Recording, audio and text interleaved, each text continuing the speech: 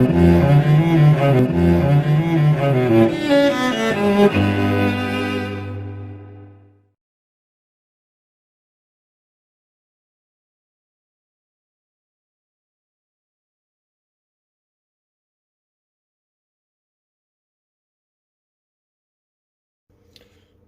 everyone. Well, a little bit of an update here for the Universal Imports versus Siobhan Kelly rigmarole that's going on. First of all, let's start with the fact that the adjudicator, Brent Carter, didn't listen to his own assessor. He allowed extra evidence to be brought in the lines of the checks of $8,000 to $11,000 worth of repairs that she had done after the fact, and tried to add that more in. And yet, in other cases, it's against their rules. Once the evidence been heard, you can't keep adding more and more and more to it. They have to make a decision, especially after the assessor has looked at it. So, even though the assessor said it was a good car and drove well, started fine, Brent Carter went completely against it. He did not take into account that it had over 6,000 Ks put on the clock in 6 months, that she had written off the loan vehicle that they gave her, well, not so much written off, but crashed the loan vehicle that Universal Imports had given her while they were getting the initial complaints sorted. None of that. No. But this is basically so you guys can see the email chain that has been happening from Fair Go to Universal Imports. Now, as far as Andrew Peck and Universal Imports is concerned, he doesn't want to speak to them. He's taken one of the founder of Fair Go's advice and do not speak to them, because unlike a court where facts and evidence are gone, they can spin whatever they want in the court of public opinion and try and sway people through bully tactics and power plays. You know, we're a big Fair Go. You're going to be outed in front of the country. Don't you think you should pull your head in? Well, that's all fine and dandy when you have ratbag roofers and that sort of shit. But when you're talking about something that's already gone through the tribunal, and I'd like to thank the two ladies that featured on their last little live car thing, because they stated that even though the Motor Vehicle Dealers Tribunal can make an order, they don't enforce it. You go along to the disputes tribunal, you put your case. If you win your claim, it can be really, really difficult if the other party decides not to pay out. So how it works is you'll get an order for a settlement, which may either be a lump sum of money, or they might say that they have to actually fix the problems for you. This is legally binding. The weird thing is it's legally binding, but the tribunal won't check that the decisions is followed, and they won't actually themselves enforce it. So technically speaking, Andrew didn't have to pay her. He could have made her go through district court and go for an order and go through the whole lot more rigmarole. But it's not worth the stress and bullshit that this woman is creating for Andrew to deal with. You've got to really, I suppose, pick your battles and know when the cutoff point is. But this is more to the way Fair Go will send their emails, are more than happy to ask questions, but do not want to respond to them. All right? So this first email was sent to John and to the sales at Universal Imports, filling out a question. You can tell this is the initial email that Gill, who I've since found out is Gilligan, sorry, thought you were a bird, because Gill or Jill usually stands for something else, but Gilligan Higgins. All right, so it starts off with, Kia ora. I'm a reporter with Fair Go and have been asked by Siobhan Kelly to look into the handling of her complaint by your car dealership. Really? So Gill has been asked by Siobhan Kelly to look into something. She hasn't been asked by her boss to look into something. So fair go just looks into anything that anybody asked them to look into. Well, if that's the case, fair go, can you look into your own practices? I mean, the hypocrisy gets worse in this, and you'll get what I'm talking about. And we'll start off with the second sentence. I'm sure you already know we have been looking into this. Now, why would they know that they've been looking into this? Hang on, it becomes relevant or revealed. As we spoke to one of your employees when we filmed outside your dealership last Monday, the employee was very polite after we explained why we were there. What? So he wasn't polite before you explained things? Or didn't really care? Because you're on a public footpath and you have every right to film. It's called the Bill of Rights, Section 14. The freedom and right to seek, receive and impart information, opinions of any kind in any form. Namely, standing on a footpath with a giant fucking TV camera filming his dealership. Now, I don't know if that's supposed to, I suppose for most dealerships that might imply some sort of, I don't know, intimidation factor. Oh my God, fair goes filming us. But it didn't work for Andrew. Now we start taking Siobhan's side, don't we, fair go? Siobhan is obviously very grateful that the money owed to her was finally paid on Wednesday afternoon. If you ask me, they shouldn't have fucking paid her. Stuff the bitch. End of. However, having been briefed on Siobhan's full version of events, okay, so it's a version of events, it's not the facts.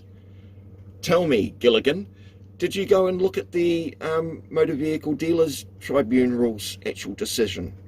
Because in case you haven't, I've posted that up under Fair Go. So feel free to look up on my channel, Fair Go, and you'll see it. There in plain, it's part 2 of a numerous part series that's still ongoing. So Siobhan's full version of events, we believe. Oh, okay, so you're not basing this on factual evidence. There is still need to talk to a representative from your company to get your side of the story. Well, we're not interested in storytelling. We're interested in facts out here in the real world. If you want to tell stories, of course, you're a mainstream media. Of course, you have a story to tell. You have a narrative to tell. Facts don't care, do they? Because you're a mainstream media organisation. You know? Tell me, what did your illustrious leader here at Dern have for breakfast? You should be able to taste it still on your tongue. I'll carry on. According to Siobhan, she was subjected to unprofessional behaviour in the form of a Facebook post that was derogatory. Well, there are correct avenues for that. She could perhaps file a complaint with NetSafe, or she could file a complaint with the police if she's thinking that there's some sort of intimidation or whatnot going on. I mean, the police are big on stomping on people's free speech and all. Along with being photographed outside her property and being sent, okay, hang on, photographed outside her property. What did you just say in that email beforehand? I'm sure you already know we have been looking into this as we spoke to one of your employees when we filmed outside your dealership. So you're okay to film outside the dealership, but someone else doesn't have the right to film Siobhan from a sidewalk or from a publicly accessible area? In other words, they didn't cross any boundary gates, no blockades, you know? So it seems hypocritical. Just moving on. Outside her property and being sent what appears to be a news article based on an interview with Andrew Peck of Universal Imports that focused on a disagreement with the company. No, it focused on the Motor Vehicle Dealer Tribunal. It focused on the tribunal not following the law And even though the adjudicator sided with Universal Imports, that the assessor sided with Universal Imports, that the adjudicator, Brent Carter, went completely against all of the evidence and his own assessor, and found in her favour after over 6,000 Ks on the clock, 6 months worth of use, writing off a loan car or crashing up the loan car. He still fit. So it's not a disagreement, it's actually a court proceedings. It's lovely how you like to fuddle the wording. And if you wanted to know Andrew's view on it, perhaps you should have read the article. I mean, if he's not interested in speaking to you, wouldn't you take any sort of information you can take? Go by a belief. Go by a story. Don't go by facts. Don't go do your homework and look it up. So she can believe she still needs to talk to a representative all she likes. Andrew Peck can still believe they're full of shit. Not speaking to them is the only safe response, and that's that. But Andrew did, sort of, I suppose, appoint John Murphy from Central Car Company to talk to them instead. Or at least they certainly talk. They're car dealers. They discuss the injustices that happen in the Motor Vehicle Dealers Tribunal. Now, so if she was subjected to unprofessional behaviour in the form of a Facebook post, she should make a complaint to Facebook. And if she's got a problem with being photographed outside her property, well, did she have a problem if you guys went there and filmed outside her property? Of course it's favourable, so I guess not. We are keen to talk to someone from your company, ideally as a recorded interview. Well, if that was to ever to happen, I highly recommend anybody talking to Fair Go record the entire thing from start to finish. So when Fair Go puts up their little snippet narrative that they want, you can then play the entire uncut thing, showing the narrative they portray versus the facts about the matter. We are available any time this week and would appreciate hearing back from you at your earliest convenience. Why? Have you got editing time slots to meet? Do you? I guess you're used to people just calling you back and saying, oh no, this is my side of the story. Like most people do talk to cops when they have the right to silence. I mean, these guys are starting to lie just as much as bloody cops do. But anyway, many thanks, Gill. And that's from Gill Higgins. Not Gilligan Higgins. No, he likes Gill because perhaps that means Jill and perhaps it's a female. Perhaps he'll get treated a bit differently. I don't know. Who knows why he says Gill. His phone number is 916 or +64 if you're calling from outside New Zealand. +6409 916 7622 or mobile +64 21 447 521, or that's 021 447 521 if you're calling from New Zealand. So good of him to supply those contact numbers, especially to members of the public. Moving on to the response. Now, the response was basically, and that was on the 18th, sorry, what time was that? That was on the 18th at 11:33, on the 18th of October, at 11:33 in the morning. On the 18th of October at 3:44, no doubt after they had a word to John. John from Central Car Company contacts Brent and simply says, hello Brent, I was wondering if you were available for an interview. Thanks, John. Okay. Do you think that they responded? Let's see. No, they didn't.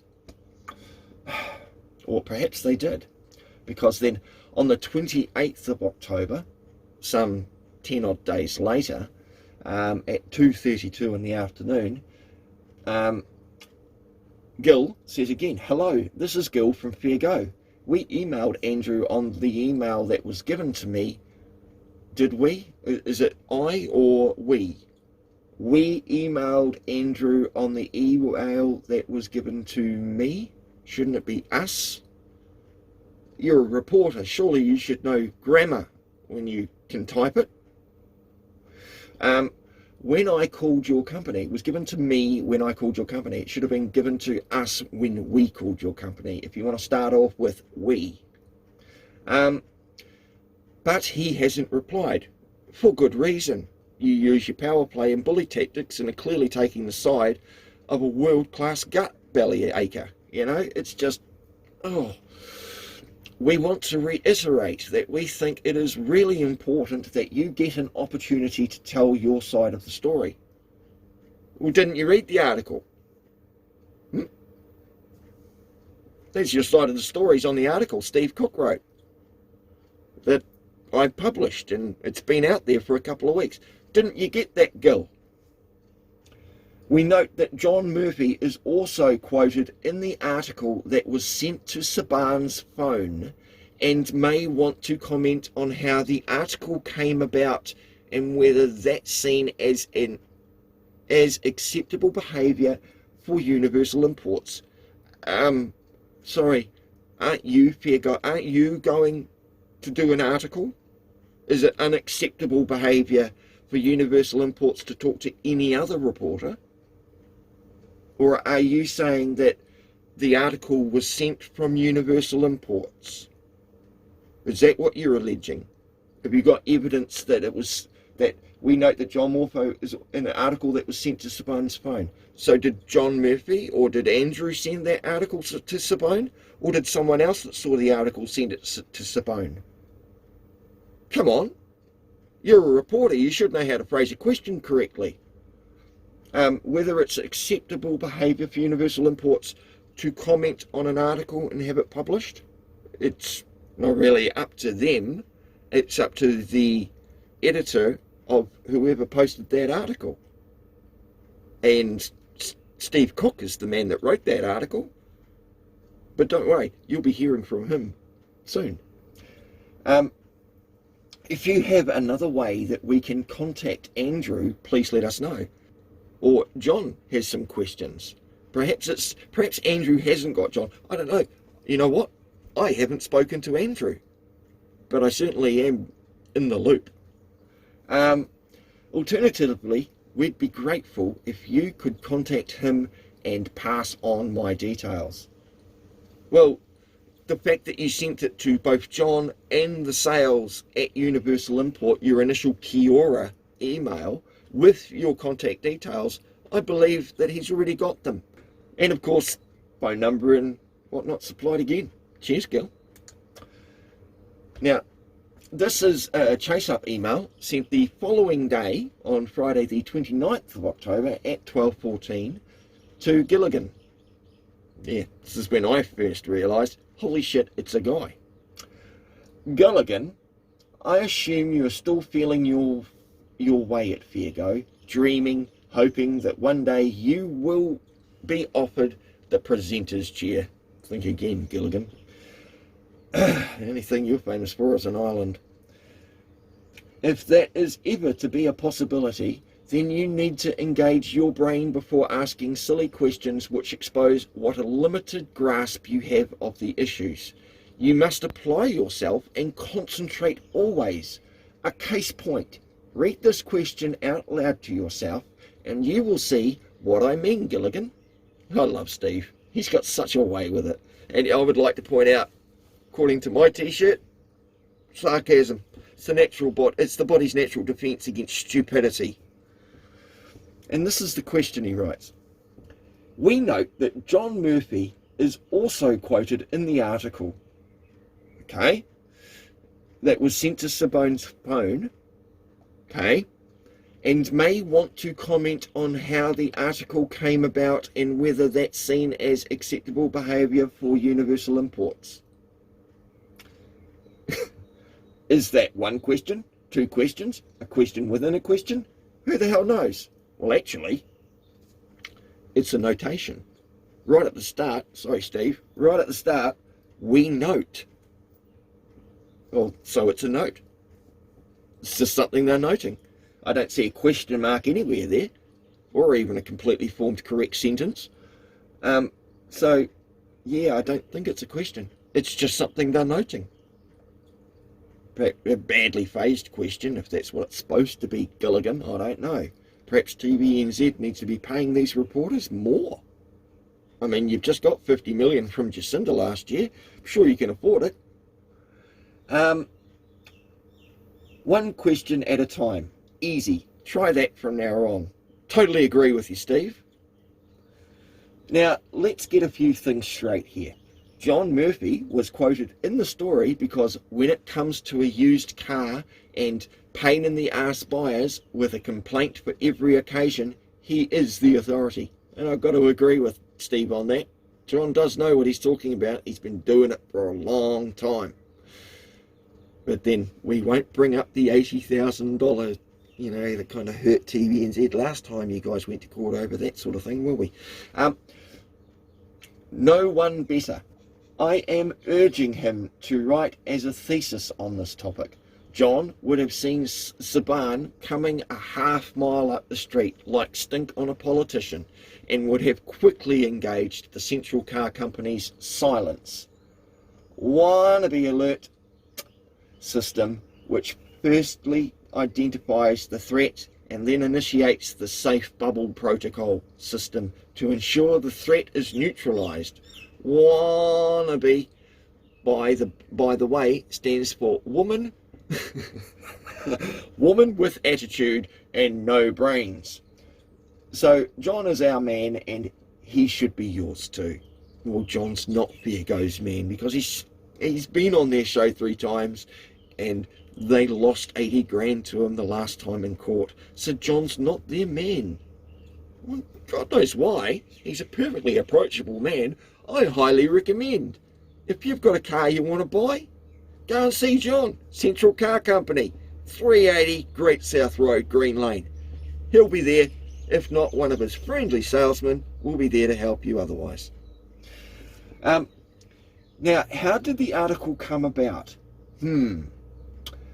How does anything come about? Great will, determination, spirit and a can-do attitude? Enough on that. We don't ask how your stories come about and then later come a cropper. Now, this last question, I've broken it down and it's like you have I've broken it down and it's like you have translated it from Korean or something. How the article came about and whether it is acceptable behaviour from Universal Imports. However, by your tone, you'd think Universal Imports, aka Andrew Peck, a Kiwi hero and legend I might add, had just taken a dump on the 18th hole at Muriwai. My local golf course? Doubt it. I tell you what is unacceptable behaviour. It is the journalistic charade from Fair Go, who through sheer dopiness have been sucked in by a woman with a BA in belly aching. Gilligan, don't be sucked in. That presenter's chair is getting closer and I'd hate for this rush to judgment to sink your life's aspirations. Fucking bravo. Not worthy, Steve Cook. Bravo, mate. What a perfect response to a completely stupid fucking email. Moving on. Soon after, on the 29th of October, John sent to Brent McAnulty, or McAnulty, who's the boss guy, as far as I'm aware, of TVNZ, Fair Go. Hi Brent, we are out today. Can we please have half an hour of your time? So let's see. Do you think Brent will give them half an hour of his time? Brent responded some 40 minutes later. Good afternoon. I have passed your email on to Gill Higgins, who I understand has been assigned the story. I suggest you make contact with her. Regards, Brent McAnulty. Okay, Brent. Moving on. All right, so shortly afterwards, from a response to Brent, who's Gill's boss. Thanks, Brent. We will, and this is from Central Car Company, okay, and this is in response to Andrew Peck. All right. Thanks, Brent. We will not be making contact with any Fairgo reporter. We are doing a story on the fallout this show has on businesses. We have, over a 2-year period, spoken to over 10 folk, all good, hard-working Kiwis that have been intimidated, threatened by the actions of this show. That's Fairgo here we're talking about, not the shit show that Gillian's trying to, pose as reporting. Andrew Peck made our production team aware that the threats of this woman before the tribunal. We also have questions to ask the minister. Could we please have a sit down with you? I have an OIA request to send. I will get our legal team to send those next week. Looking forward to your positive response, John Murphy. And that was from John. Okay, so that was that was again on the 29th. So Fairgo hasn't responded. They've contacted and tried to contact Andrew Peck a number of times. They've criticised and somewhat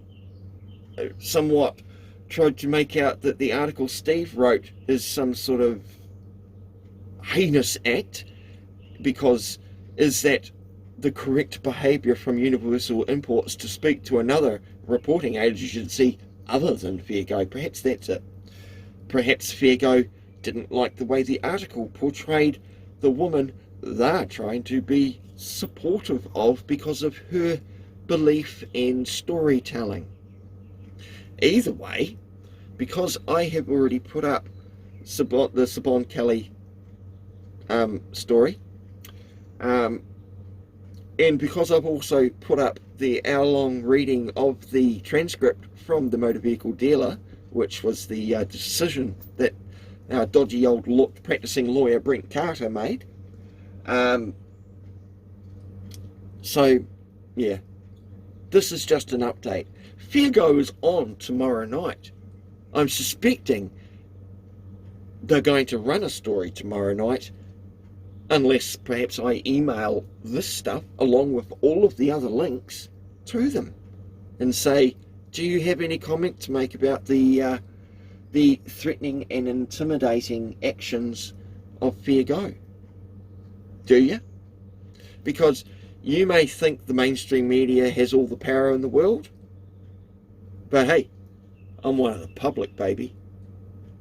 I'm not bound by a broadcasting standards authority because I'm not a reporter. I'm just an independent person. I'm an independent man, and I will report on wherever the fuck I feel it needs to be reporting on. You might consider that unacceptable, Fairgo. That's what I think of it. That's what I think of Fairgo's opinion on what is unacceptable behaviour. When they ring or they email and contact someone complaining and taking the side of a fucking bellyacre bachelor's fucking degree, Siobhan Kelly, they take her side, start sticking up for her in a somewhat intimidating fashion by being outside car. If Siobhan's allowed to feel intimidated or upset or because someone was filming outside her property, I would point out outside her property, and yet Fairgo in the same breath are doing the same thing. So is what they're doing not intimidating and threatening? To show up with a mainstream media organisation as opposed to someone with a cell phone, with a camera? If that's what happened, don't know. Wasn't me that did it. But I do have the footage. So, yeah, that's the end of it for me, guys. See what you think. Bye.